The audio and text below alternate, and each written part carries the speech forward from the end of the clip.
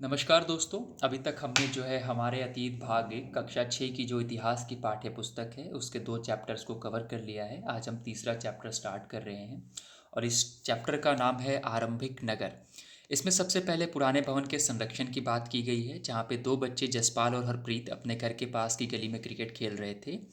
उन्होंने देखा कि कुछ लोग उस खंडहर की तारीफ कर रहे थे जिसे गली के बच्चे भूतहा घर कहा करते थे। एक ने कहा, इसकी वास्तुकला को देखो, क्या आपने कहीं लकड़ी पर इतनी सुंदर नक्काशी देखी है? दूसरी महिला ने कहा, हमें मंत्री जी को पत्र लिखकर कहना चाहिए कि वह इस खूबसूरत घर को संरक्षित करने के लिए इसकी मरम्मत कराने की व्यवस्था करें। यह सब सुनकर जसपाल और हरप्रीत सोचने लगे कि इस पुराने खंडहर से लोगों को इतना लगाव क्यों हो सकता है। अब नेक्स्ट टॉपिक जो शुरू हो रहा है हड़प्पा की कहानी के बारे में, इसमें पता चलेगा हमें। अक्सर पुरानी इमारत अपनी कहानी बताती है। लगभग 150 साल पहले जब पंजाब में पहली बार रेलवे लाइन बिछाई जा रही थी, तो इस काम में जुटे इंजीनियरों को अचानक हड़प्पा पुरा स्थल मिला, जो आधुनिक पाकिस्तान में है। उन्होंने सोचा कि यह एक ऐसा खंडहर है जहाँ से अच्छी ईंटें मिलेंगी। यह सोचकर वे हड़प्पा के खंडहरों से हजारों ईंटें उखाड़ ले गए, जिससे उन्होंने रेलवे लाइन बिछाई। इससे इस इमारत की पूरी तरह से जो है क्षति हो गई, ये इमारत पूरी तरह से नष्ट हो गई। इसके बाद लगभग 80 साल बाद पुरातत्वविदों ने इस स्थल को ढूंढा और तब पता चला कि यह खंडहर उपमहाद्वीप के सबसे पुराने शहरों में से एक है। चूंकि इस नगर की खोज सबसे पहले हुई थी, इसलिए इसके बाद मिलने वाले इस तरह के सभी पुरा स्थलों में जो इमारतें और चीज़ें मिली, उन्हें हड़प्पा सभ्यता की इमारतें कहा गया। इन शहरों का निर्माण लगभग 4700 साल पहले हुआ था। अगला जो टॉपिक है, इन नगरों की विशेषता क्या थी। इन नगरों में से कई दो उससे ज़्यादा हिस्सों में विभाजित किया गया था। प्रायः पश्चिम भाग छोटा था लेकिन ऊंचाई पर बना था, और पूर्वी हिस्सा बड़ा था लेकिन यह निचले इलाके में था। ऊंचाई वाले भाग को पुरातत्वविदों ने नगर दुर्ग कहा और निचले हिस्से को निचला नगर कहा। दोनों हिस्सों की चार दीवारियों पकी ईंटों से बनाई जाती थी। इनकी ईंट इतनी अच्छी तरह से पकी थी कि हजारों साल बाद भी आज तक ये दीवारें खड़ी हैं। दीवार बनाने के लिए ईंटों को की चिनाई इस तरह से करते थे कि जिससे कि दीवारें खूब मजबूत रहें।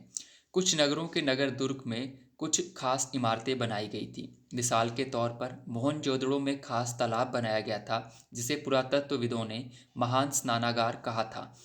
इस तालाब को बनाने में ईंट और प्लास्टर का इस्तेमाल किया गया था।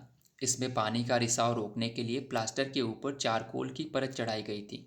इस सरोवर में दो तरफ से उतरने के लिए सीढ़ियां बनाई गई थी और चारों ओर कमरे बनाए गए थे। इसमें भरने के लिए पानी कुएं से निकाला जाता था। उपयोग के बाद इसे खाली कर दिया जाता था। शायद यहाँ विशिष्ट नागरिक विशेष अवसरों पर स्नान करते थे। कालीबंगा और लोथल जैसे अन्य नगरों में अग्निकुंड मिले हैं, जहाँ संभवतः यज्ञ के लिए यहाँ पर लोग आते होंगे। हड़प्पा मोहनजोदड़ो और लोथल जैसे कुछ नगरों में बड़े बड़े भंडार गृह मिले हैं। तो आप ये देख सकते हैं, ये महान स्नानागार है जिस पे दोनों तरफ सीढ़ियाँ बनी हुई हैं, और यहाँ पे जो है विशेष अवसर पर जो राजा होंगे या विशिष्ट लोग होंगे वो स्नान के लिए आते होंगे। भवन, नाले और सड़कें अगला टॉपिक है। इन नगरों के घर आमतौर पर एक या दो मंजिला होते थे। घर के आंगन के चारों ओर कमरे बनाए जाते थे। अधिकांश घरों में एक अलग स्नानघर होता था और कुछ घरों में कुएं भी होते थे। कई नगरों में ढके हुए नाले थे। इन्हें सावधानी से सीधी लाइन से बनाया जाता था। हर नाली में हल्की ढलान होती थी ताकि पानी आसानी से बह सके। अक्सर घरों की नालियों को सड़कों की नालियों से जोड़ दिया जाता था, जो बाद में बड़े नालों में जाकर मिल जाती थी। नालों के ढके होने के कारण इनमें अलग अलग जगहों पे मेन होल बनाए जाते थे, जिसके जरिए इनकी देखभाल और सफाई की जा सके। घर, नाले और सड़कों का निर्माण योजनाबद्ध तरीके से एक साथ ही किया जाता था। अगला टॉपिक है नगरीय जीवन।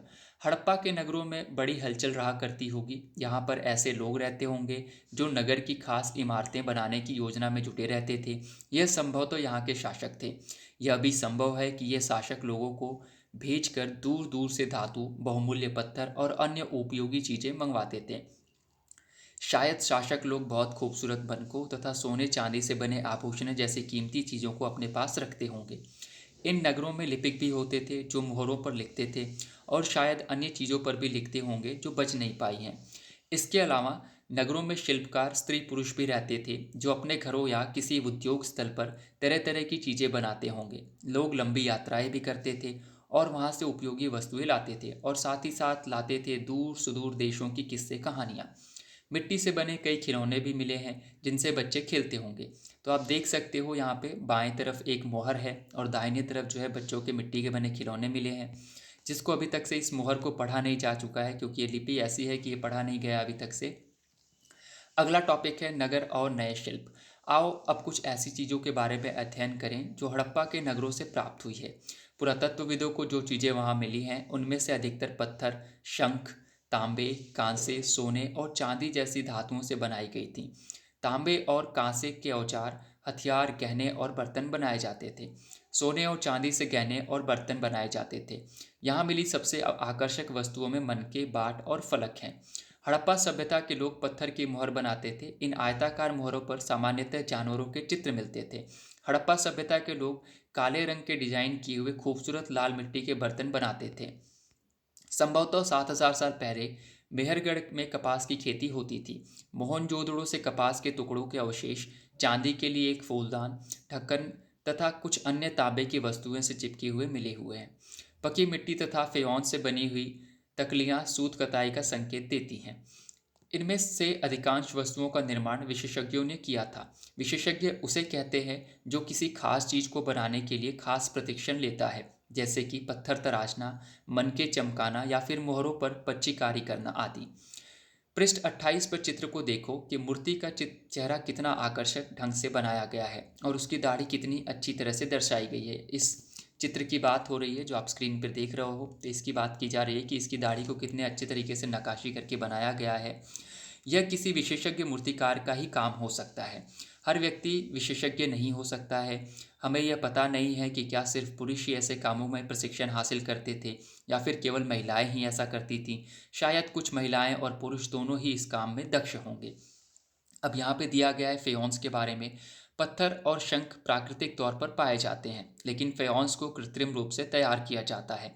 बालू या स्फटिक पत्थरों के चूर्ण को गोंद में मिलाकर उनसे वस्तुएं बनाई जाती थी। इसके बाद उन वस्तुओं पर एक चिकनी परत चढ़ाई जाती थी। इस चिकनी परत के रंग प्रायः नीले या हल्की समुद्री रंग के होते थे। फेयॉन्स से मनके, चूड़ियाँ, बालें और छोटे बर्तन बनाए जाते थे। कच्चे माल की खोज में आइए देख लेते हैं कच्चे माल की खोज कैसे होती थी। तो कच्चा माल उन पदार्थों को कहते हैं या जो प्राकृतिक या प्राकृतिक रूप से या किसान, पशुपालक तथा उनके द्वारा उत्पाद किए जाते हैं। जैसे लकड़ी या धातुओं के अयस्क प्राकृतिक रूप से उपलब्ध कच्चे माल हैं। इनसे फिर कई तरह की चीज़ें बनाई जाती हैं। मिसाल के तौर पर किसानों द्वारा पैदा किए गए कपास को कच्चा माल कहते हैं, जिसके बाद कताई बुनाई करके कपड़ा तैयार कर किया जाता है। हड़प्पा में लोगों को कई चीज़ें वही मिलती हैं, लेकिन तांबा, लोहा, सोना, चांदी और बहुमूल्य पत्थरों जैसे पदार्थों का दूर दूर से आयात करते थे। अब इसमें आगे कहा गया है कि हड़प्पा के लोग तांबे का आयात संभवतः आज के राजस्थान से करते थे। यहाँ तक कि पश्चिम एशियाई देश ओमान से भी तांबे का आयात किया जाता था। कांसा बनाने के लिए तांबे के साथ मिलाई जाने वाली धातु टिन का आयात आधुनिक ईरान और अफगानिस्तान से किया जाता था। सोने का आयात आधुनिक कर्नाटक और बहुमूल्य पत्थर का आयात गुजरात, ईरान और अफगानिस्तान से किया जाता था। नगरों में रहने वालों के लिए भोजन। लोग नगरों के अलावा गांवों में भी रहते थे। ये अनाज उगाते थे और जानवर पालते थे। किसान और चरवाहे ही शहर में रहने वाले शासकों, लेखकों और दस्तकारों को खाने के लिए सामान देते थे। पौधों के अवशेषों से पता चलता है कि हड़प्पा के लोग गेहूं, जौ, दालें, मटर, धान, तिल और सरसों उगाते थे। जमीन की जुताई के लिए हल का प्रयोग एक नई बात थी। हड़प्पा काल में हल तो नहीं बच पाए क्योंकि वे प्रायः लकड़ी से बनाए जाते थे, लेकिन हल के आकार के खिलौने मिले हैं।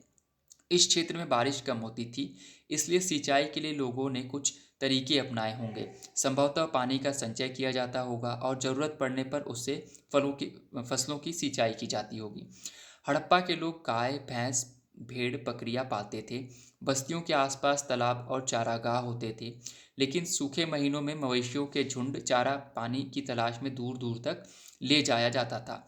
वे बेर जैसे फलों को इकट्ठा करते थे, मछलियां पकड़ते थे और हिरण जैसे जानवरों का शिकार करते थे। गुजरात में हड़प्पा कालीन नगर का सूक्ष्म निरीक्षण। कच्छ के इलाके में खादिर बेट के किनारे धौलावीरा नगर बसा था। वहाँ पानी साफ मिलता था और जमीन उपजाऊ थी। जहाँ हड़प्पा सभ्यता के कई नगर दो भागों में विभक्त थे, वहीं धौलावीरा नगर को 3 भागों में बांटा गया था। इसके हर हिस्से के चारों ओर पत्थर की ऊंची ऊंची दीवार बनाई गई थी। इसके अंदर जाने के लिए बड़े बड़े प्रवेश द्वार थे। इस नगर में एक खुला मैदान भी था जहां सार्वजनिक कार्यक्रम आयोजित किए जाते थे। यहाँ मिले कुछ अवशेषों में हड़प्पा लिपि के बड़े बड़े अक्षरों को पत्थरों पे खुदा पाया गया है। इन अभिलेखों को संभवतः लकड़ी में जड़ा गया था। यह एक अनोखा अवशेष है क्योंकि आमतौर पर हड़प्पा के लेख मुहर जैसी छोटी वस्तुओं पर पाए जाते थे। गुजरात की खंबात की खाड़ी में मिलने वाली साबरमती की एक उपनदी के किनारे बसा लोथल नगर एक ऐसा स्थान पर बसा था जहां कीमती पत्थर जैसा कच्चा माल आसानी से मिल जाता था। यह पत्थरों, शंखों और धातुओं से बनाई गई चीजों का एक महत्वपूर्ण केंद्र था। इस नगर में एक भंडार गृह भी था। इस भंडार गृह में कई मुहर और मुद्रांकन या मुहरबंदी गीली मिट्टी पर दबाने से बनी उनकी छाप मिले हैं। तो आप ये देख सकते हो, ये एक तरह का जो है बंदरगाह है जहाँ से लोग जो है सामान वगैरह लाते ले जाते होंगे। यहाँ पर एक इमारत मिली है जहाँ संभवतः मनके बनाने का काम होता था। पत्थर के टुकड़े, अधबने मनके, मनके बनाने वाले उपकरण और तैयार मनके भी यहाँ पे मिले हैं। मुद्रा, मुहर और मुद्रांकन या मुहरबंदी। तो इस नीले भाग में आप देख सकते हैं मोहरों का प्रयोग सामान से भरे उन डब्बों या थैलों को चिन्हित करने के लिए किया जाता होगा जिन्हें एक जगह से दूसरी जगह भेजा जाता था। थैलों को बंद करने के बाद उन पर मुहानों पर गीली मिट्टी पोत कर उन पर मुहर लगाई जाती थी। मुहर की छाप को मुहरबंद कहते थे। अगर यह छाप टूटी हुई नहीं होती थी तो यह साबित हो जाता था कि सामान के साथ कोई छेड़छाड़ नहीं हुई है। अब आगे हम देख लेते हैं सभ्यता के अंत का रहस्य। लगभग 2900 साल पहले एक बड़ा बदलाव देखने को मिलता है। अचानक लोगों ने इन नगरों को छोड़ दिया। लेखन, मुहर और बाटों का प्रयोग बंद हो गया। दूर दूर से कच्चे माल का आयात काफ़ी कम हो गया। मोहनजोदड़ो में सड़कों पर कचरे से बने ढेर बनने लगे। जल निकासी प्रणाली नष्ट हो गई और शहर की सड़कों पर ही झुग्गीनुमा घर बनाए जाने लगे। यह सब क्यों हुआ? कुछ पता नहीं। कुछ विद्वानों का कहना है कि नदियां सूख गई थीं। अन्य का कहना है कि जंगलों का विनाश हो गया था। इसका कारण ये हो सकता है कि ईंट ईंट पकाने के लिए ईंधन की जरूरत पड़ती थी। इसके अलावा मवेशियों के बड़े बड़े झुंडों से चारागाह और घास वाले मैदान समाप्त हो गए। कुछ इलाकों में बाढ़ आ गई, लेकिन इन कारणों से यह स्पष्ट नहीं हो पाता है कि सभी नगरों का अंत कैसे हो गया, क्योंकि बाढ़ और नदियों के सूखने का असर कुछ ही इलाकों में हुआ होगा। ऐसा लगता है कि शासकों का नियंत्रण समाप्त हो गया। जो भी हुआ हो, परिवर्तन का असर बिल्कुल साफ दिखाई देता है। आधुनिक पाकिस्तान के सिंध और पंजाब की बस्तियां उजड़ गई थी। कई लोग पूर्व और दक्षिण के इलाकों में नई और छोटी बस्तियों में जाकर बस गए। इसके लगभग 1400 साल बाद नए नगरों का विकास हुआ। इसके बारे में तुम अध्याय 5 और 8 में पढ़ोगे। तो यहाँ पे एक अन्यत्र दिया हुआ, इसको भी हम पढ़ लेते हैं। अपने एटलस में मिस्र को ढूंढो। नील नदी के आसपास वाले इलाकों को छोड़कर मिस्र का अधिकांश भाग रेगिस्तान है। लगभग 5000 साल पहले मिस्र में शासन करने वाले राजाओं ने सोना, चांदी, हाथी दांत, लकड़ी और हीरे जवाहरात लाने के लिए अपनी सेनाएं दूर दूर तक भेजी। उन्होंने बड़े बड़े मकबरे बनवाए जिन्हें पिरामिड के नाम से जाना जाता है। राजाओं के मरने पर उनके शवों को इन्हीं पिरामिडों में दफनाकर सुरक्षित रखा जाता था। इन शवों को ममी कहा जाता है। उनके शवों के साथ और भी अनेक चीज़ें दफनाई जाती थीं। इनमें खाद्यान्न, पेय, वस्त्र, गहने, बर्तन, वाद्य यंत्र, हथियार और जानवर शामिल हैं। कभी कभी शव के साथ उनके सेवक और सेविकाओं को भी दफना दिया जाता था। दुनिया के इतिहास में शवों को दफनाने की परंपरा को देखते हुए मिस्र में सबसे ज़्यादा धन दौलत खर्च किया जाता था। आइए कल्पना करिए, इसमें कल्पना करने के लिए दिया गया है कि तुम अपने माता पिता के साथ 4000 साल पहले लोथन से मोहनजोदड़ो की यात्रा कर रहे हो। यह बताओ कि तुम यात्रा कैसे करोगे। तुम्हारे माता पिता यात्रा करने के लिए अपने साथ साथ क्या ले जाएंगे और मोहनजोदड़ो में तुम क्या क्या देखोगे। इसके बाद यहाँ पे कुछ उपयोगी शब्द दिए गए हैं, जैसे कि नगर, नगर दुर्ग, शासक, लिपिक, मुहर, शिल्पकार, धातु, विशेषज्ञ, कच्चा माल, हल और सिंचाई।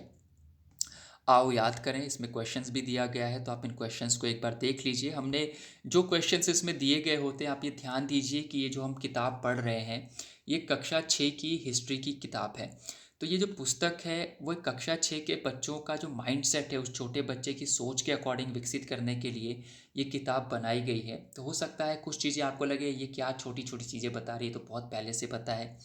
कई बार जब आप यूपीएससी की तैयारी करते हैं तो आपने अक्सर सुना होगा कि लोग बोलते हैं पहले एनसीईआरटीज़ को पढ़ लो।